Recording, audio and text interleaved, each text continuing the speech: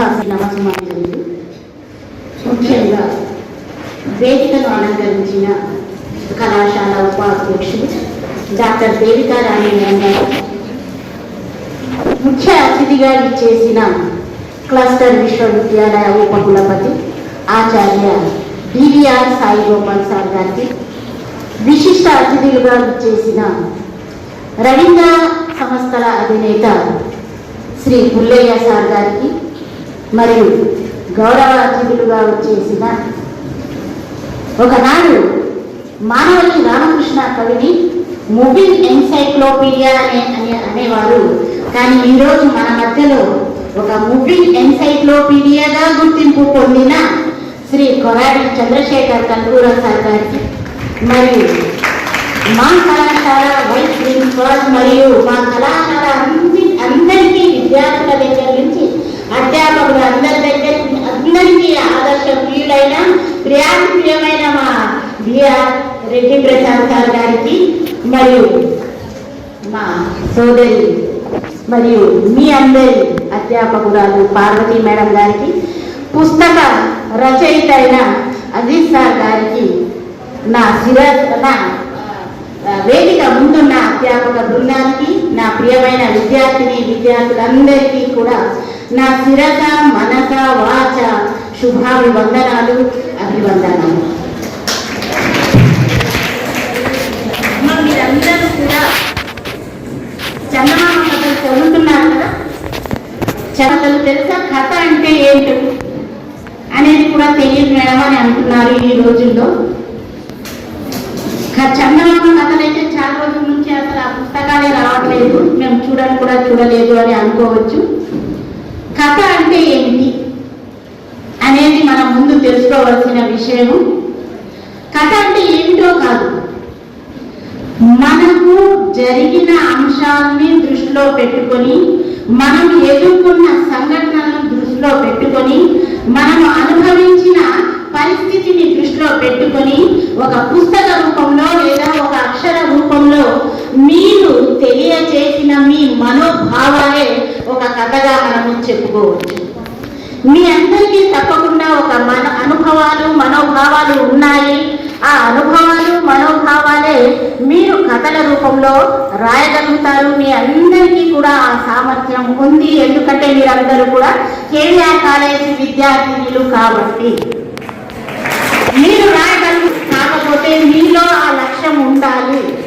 కథ అనేది ఏమిటి కాదు, మాకు సంబంధించినదే, మేము అనుభవించిన విషయాలే అని మీరు ఎప్పుడైతే అనుకుంటారో అప్పుడు మీకు తోచిన అక్షరాలు ఒక పుస్తక రూపంలో, ఒక కాగితం రూపంలో తీసుకొని వస్తే అదే కథగా రూపం వస్తుంది.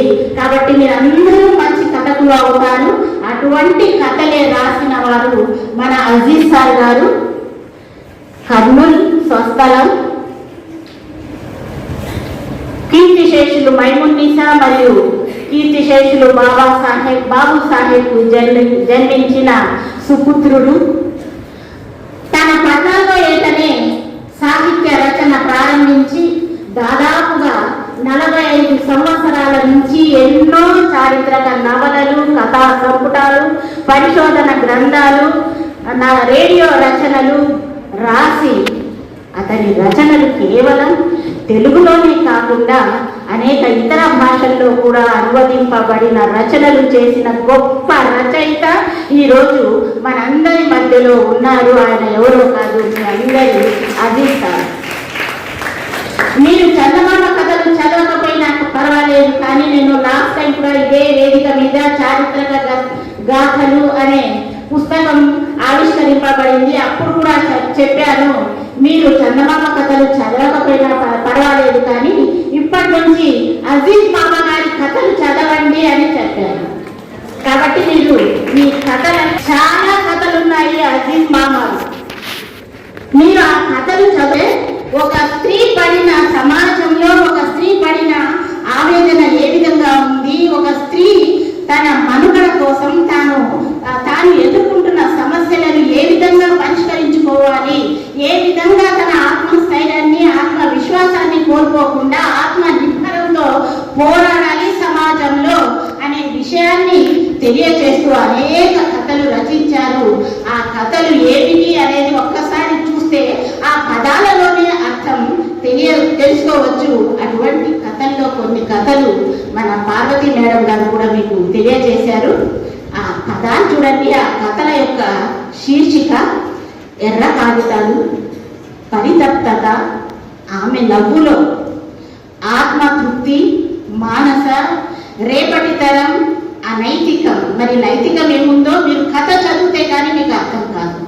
అనైతికం, ముట్టడి, మనిషి, రుణం, జీవితం, ఆదర్శం, మారాలి మనం, బాధ్యత, మార్పు, నా డైరీలో ఒక పేజీ, మరో రూపం, తీరిన కోరిక, హుసేన్ మందిరం, అంతర్ముఖం, బతుకు చిత్రం, అమ్మకిచ్చిన మాట, నాలో నేను, చిరుదీపం, తడి, వ్యక్తిత్వం, కొత్త కాపురం, లో మనసులో అంటాం కానీ ఇక్కడ లో మనసు, నీడ, నిజాయితీ, అనుభవం, పాఠం, రంగస్థలం, లయ తప్పిన గుండె, పరిచయం, గుర్రం రామ్మూర్తి, గౌహనం, అనుభూతి, అరణ్య రోదన, సత్తుగిన్నె, కొత్త జీవితాలు, అడుగు, స్వేచ్ఛ, అయినవారు, ఎండమావులు, వయసు కొరల్లో, అతను, విన్య, సమాధి, స్మృతి పథం, మరో భూమిలో,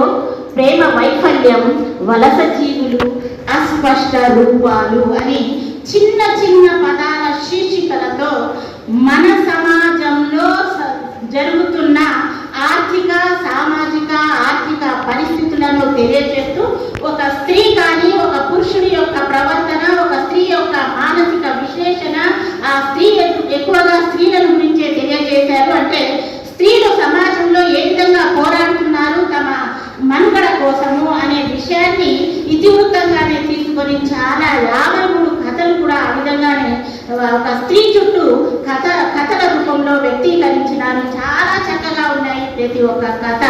మీరందరూ కూడా ఆ కథలు చెప్తే మరి చదవరు, మీరు తప్పకుండా చదవాలి అని నేను కేవలం శీర్షికలు మాత్రమే తెలియజేసినాను. ఇటువంటి మంచి కథల సంపుటిని మన క్లస్టర్ విశ్వవిద్యాలయ ఉపకులపతి అయిన ఆచార్య డివిఆర్ సాయి గోపాల్ సార్ గారికి ఈ కథల సంపుటిని అంకితం ఇవ్వడంలో కూడా ఉద్దేశం ఏమిటి అంటే మీ అందరికీ కూడా అందుబాటులో ఉండాలి అన్న ఉద్దేశంతో ఈ సంపుటిని సార్ గారికి అంకితం ఇచ్చారు. సార్ గారు కూడా నేను ఈ మధ్య కొన్ని మాటల సందర్భంలో తెలుసుకున్నాను. సార్ మన ఉపకులపతి సార్ గారు కూడా కథలు రాస్తున్నారు తెలుగులో అని విన్నాను. నిజంగా అవి కథల రూపంలో వచ్చినట్లయితే మా తెలుగు శాఖ వాళ్ళందరూ కూడా ధన్యులైతారు అని అనుకుంటున్నాను సార్. త్వరలో మీ కథల సంపుటి కూడా వెలుగులోకి వస్తే మేము చాలా ఆనందిస్తాము అని తెలియజేసుకుంటూ ఈ అవకాశం ఇచ్చిన పెద్దలందరికీ నా హృదయపూర్వక ధన్యవాదాలు తెలియజేసుకుంటున్నాను. ఆల్రెడీ 5:30 అయింది. మీ టీ బ్రేక్ మొదటి పర్వాలేదా? Very good. సో ఇంకా ఇద్దరు ఉన్నారు పెద్దవాళ్ళు మాట్లాడేవాళ్ళు కాబట్టి నా ప్రసంగాన్ని ముగిస్తూ ప్రతి ఒక్కరికి ధన్యవాదాలు తెలియజేసుకుంటూ ధన్యవాదాలు.